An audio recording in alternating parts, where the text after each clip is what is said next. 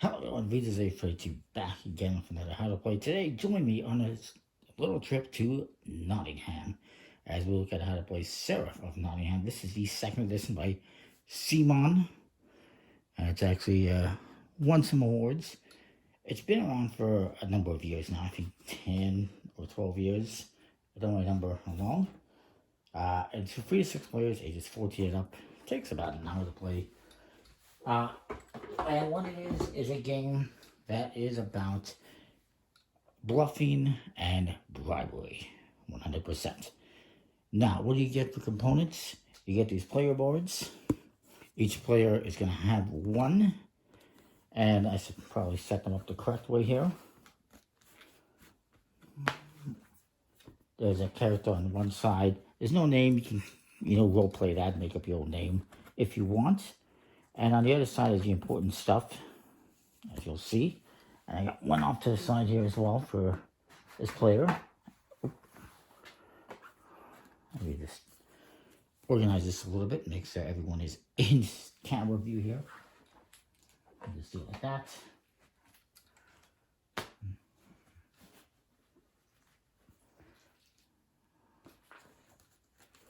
All right. So each player has a player board, and on the one side is the character, artwork, crazy looking chickens, and it says here, on this side is everything you're going to be collecting. Basically, this is a game where you're going to be playing merchants, and you're going to be trying to get your merchants, your wares, into Nottingham so you can sell them on your marketplace. This is your little market, your table, set up in the square, in the town square, and you're trying to get your stuff here past the Seraph so that you can sell it for whatever the value is, and we'll look at that in a minute. But what you have is you have apples, chickens, cheese, and bread. And at the end of the game, whoever has the most of each item is going to get 15 or 10 or 20 bonus points for having the most. You'll be the king, and whoever has the second most also gets a bonus as the queen. So the king and queen, whoever has the most and second most of each of these items gets bonus points. On this end, you also have a spot for cards. This is for your contraband, the illegal items you're going to be trying to smuggle in as a merchant. And on the bottom here, it shows you the turn order. It's going to be the market, the load, your merchant bags, declaration, inspection, and end of round. So, on top of that, we got a couple more here for the blue and black players if you're doing 6 players. We also got some additional stuff here. This little case and some deputies. These are all used for 6-player game, as are, I have them here somewhere. Oh, yes. I got them. It's cool that they come with these trays for all the cards. You got these 6 cards. These are also for deputies if you're playing 6 players. It's all kind of a variant, which we won't get into. Put those away. You also got these 6 cards, which are contracts you can do if you have successfully smuggled in free peppers. You'll get this. It's worth 27 points. This one is mead. These are all your contraband items. Silk, mead, pepper, and there's also crossbows. But again, this is a variation. It's an expansion, which we won't get into. The original version of the game was produced by a different company. Subsequently, it's in a smaller box. And both have their strengths and weaknesses from what I've seen and heard. These ones apparently have better bags and clasps, and also bigger bags to make it easier to slide cards in and out of. The artwork on both of them, from what I've seen, is nice. That being said, the coins on the original one are much nicer. These ones are, they're just okay. You get 1s, 5s, 20s, and 50s. One person's going to get this. They're going to be the banker. They're going to be in charge of the money. You just got to make sure you don't mix up that money with your money or do it sleight of hand and drop some accidentally on your pile. We won't mention that happening. And this, of course, is a Seraph. He's a little bit out of shape, but here's what it is. Each person is going to get the opportunity to play as the Seraph, and you're going to get that opportunity twice in a 4, 5, or 6 player game. If it's 3 players, you'll be a Seraph 3 times. Once that has happened, you've played those rounds, the game will end, and you're going to add up everything you've brought into town, the money you have, and whoever has the most wins. I believe if there's a tie, it's whoever has the most cash left over that would break the tie. If at any time you run out of a draw pile, and this is a massive stack of over 200 cards, but if you ever run out of cards, which might happen, I guess, at higher player counts, then you're going to take the discard, shuffle it up, and create a new draw pile. If at some point in time you run out of money and you can't pay a penalty, which I'll get to in a minute, explain what that is, put those over there. Then what you'll have to do is use value on your cards to pay off. So I'll explain that in a bit. But each person's going to get dealt out a hand of cards. And you can see I have some mead, I've got apples, some bread, and some cheese. Each player's going to have something different. I'll be the Seraph for this round, so I'm not going to do any of this. The first thing you're going to do is everyone is going to go around the table. We're going to do the market. What the market is, if I have cards that I don't want, I can discard them and draw back up, and that's kind of helpful. And every player is going to have the ability to do this, playing cards into the discard pile. We'll just say everyone did that. Next comes to the loading your merchant bags as a Seraph. I will not do that in this round, but everyone else is going to look at their hand and they're going to load up their merchant bags. So let's say this guy says he's going to put this in the bag, and then this guy is going to do, let's see what he is going to do. Ooh.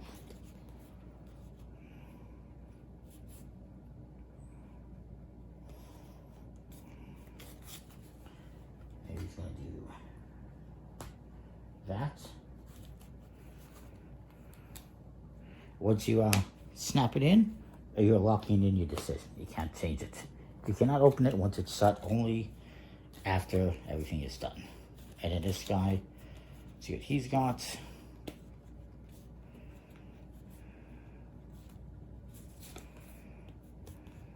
He's going to maybe do this. And if I didn't mention, everyone gets 6 cards to start, and you also get 50 cents or bucks. You're going to get 5 5s, 5 1s, and a 20 to start off with. So now everyone has put the items in their bag. And now its next phase is declaration. They're going to declare to me as the Seraph what it is that they have. And this is where some of the fun in the game comes. This is again, it's all about having fun. This guy's going to say that Seraph, hope you're doing well today. I have here, I'm just taking to the market free cheeses to sell at my stand. And that's it. That's all I have. The next person is going to go. She's got her wares here. I just need to verify what she has again. And he's going to say, I have here for your inspection 4 chickens. And and for your trouble, I'm also going to give you $5 because you can bribe. And then this guy's going to go and he says he has, oh yes, I have to verify what he had. He says he has just 2 satchels of apples. That's all he has. And then I could say to him, no bribe or anything like that. Oh no, all I have is what I say I have, you know. And everyone's going to try to make the case, argument. And now, as a Seraph, I must decide to either let them pass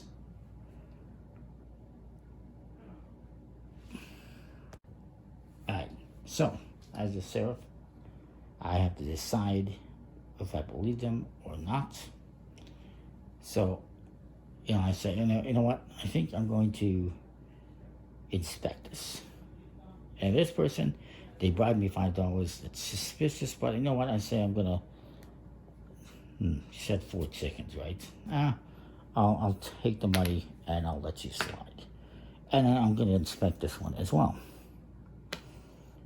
So anyone who the serif let go, they're going to take out what it is they put in here.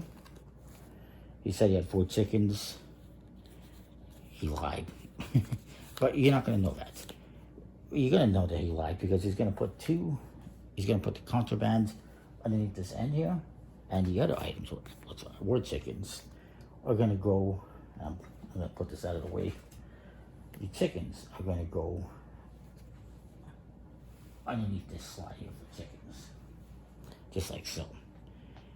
What about these ones? Well, I'm going to inspect them. They didn't bribe me, so I'm going to inspect them. That's my judgment, my justification. I'm going to open this one up. What do we have here? They said free cheeses. There's 2 cheeses, and there's a illegal item. And for the record, and I'll just go through this right now, but these items that he was actually honest about, they get to take them and put them where they belong. But this, I get to confiscate and put on the discard pile, and they're going to have to pay me $4 for being wrong. Let's inspect this one. They said it was 2 satchels of apples, 2 apples, and lo and behold, it is 2 apples.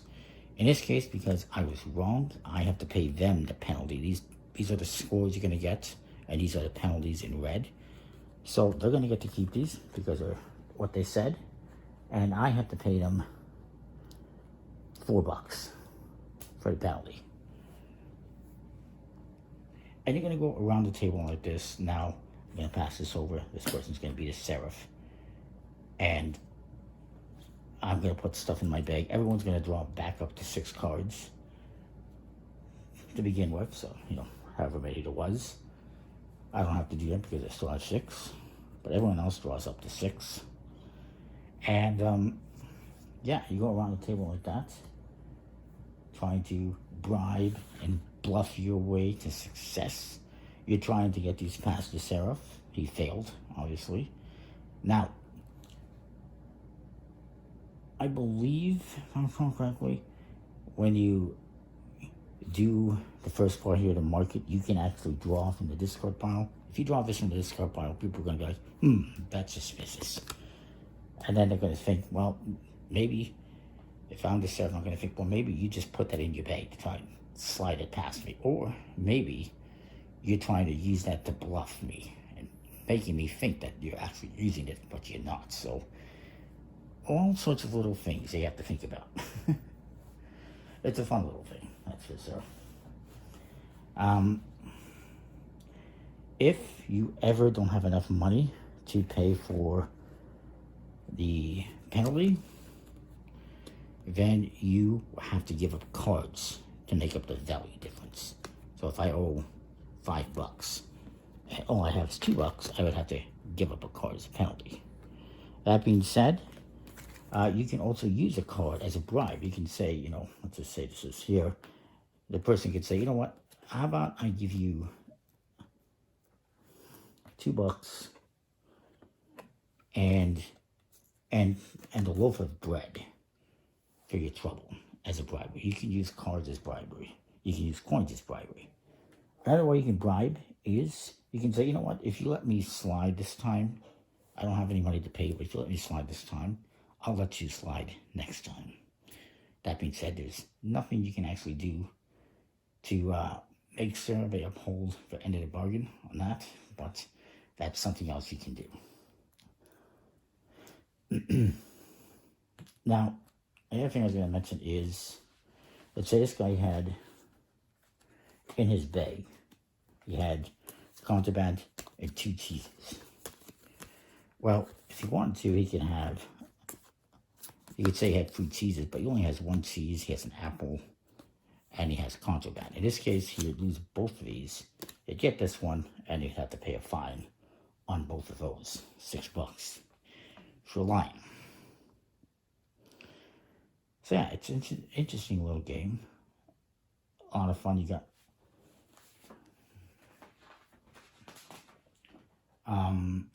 actually something else in there as well. I need to show you. But you have 204 goods cards total, 144 legal goods, 60 are contraband items. But additionally, there's also 12, and I find them mixed up in here, of these purple royal goods. And this is for another variant in the expansion. They have multiple items on each. So this would be like 3 loaves in one, basically. 2 loaves in one, etc., etc. It's kind of interesting, a little add-on. So that is the game in a nutshell, more or less. Comment, like, subscribe, and know what you think. I think it's an absolutely fun game. Definitely worthwhile checking out if you haven't already played it. Many people probably have by this point, but yeah, I like it. Comment, like, subscribe. Let me know what you think. See you next time. Thanks for watching.